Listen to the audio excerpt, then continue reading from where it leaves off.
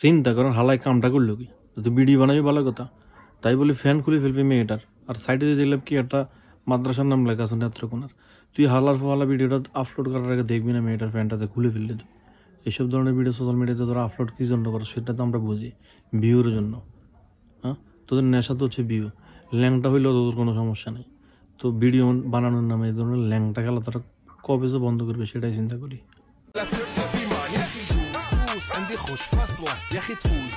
আমাদের জনি দাদা মাঝে মাঝে এমন এমন লুক নিয়ে হাজির হয়, মাঝে মাঝে মন চায় ওনার নামের সাথে শিং লাগাই দিয়ে।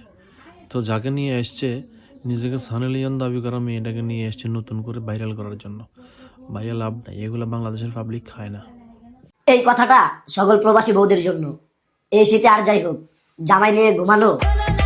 ছোট ভাই, যে বয়সে টায়ার নিয়ে খেলার কথা, যে বয়সে গোল্লা সুট কানামাছি খেলার কথা, সেই বয়সে বিয়ে করে ফেলছো, ভালো করছো, ফরজ কাম করছো, হালাল সম্পর্কের ভিতরে আছে। এখন কথা হচ্ছে, কথায় কথায় প্রবাসীদেরকে নিয়ে আসো কেন? শুধু কি প্রবাসীরা বউ রেখে বিদেশে থাকে?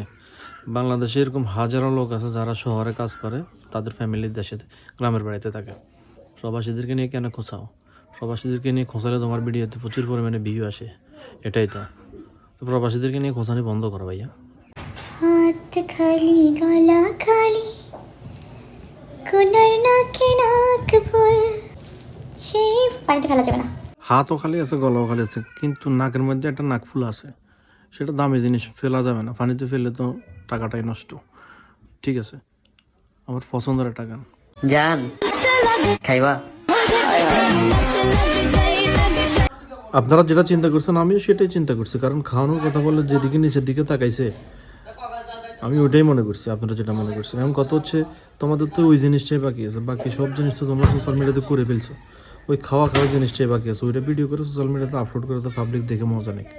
তো ভিডিওটা একটু দৈর্ঘ্য সহকারে দিও, স্বল্প দৈর্ঘ্য দিলে পাবলিকের পোষাবে না। আবার মানে পুরুষ নামের কলঙ্ক, তুমি একজন স্বামী হয়ে তোমার বউকে দিয়ে যেভাবে ভিডিও করে সোশ্যাল মিডিয়াতে আপলোড করতেছ, তোমাকে ভাই থাপড়াতে মন চায়।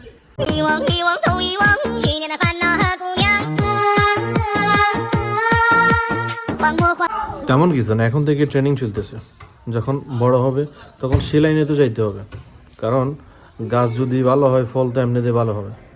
আপনি যদি আম গাছ লাগান, সেখানে তো আর আপনার জাম আশা করতে পারবেন না। হ্যাঁ, আম গাছে তো আমই ধরবে। তো এরা এরকম করে ভাইরাল হয়েছে, এরকম করে টাকা ইনকাম করে তাদের সন্তানকে আর কি শিক্ষা দেবে? সুশিক্ষা তো আর দিবে না, তারা নিজেরাই তো সুশিক্ষায় শিক্ষিত হইতে পারে না। এই জন্য সন্তানকেও গড়ে তুলতেছে ওইভাবে। কাগজ দিয়ে তৈরি সবচেয়ে দামি জিনিস কোনটি? কোরআন। কোরআন শরীফ। হ্যাঁ, 100% ভুল অ্যান্সার। একজন মুসলমানের কাছে দুনিয়ার সবচেয়ে গুরুত্বপূর্ণ এবং সবচেয়ে মূল্যবান জিনিস হচ্ছে কোরআন শরীফ। এই সাংবাদিক নামের সাংবাদিক উত্তরটা যে সঠিক বলল না, আপনাদের কি মনে হয়? সে কি মানুষ?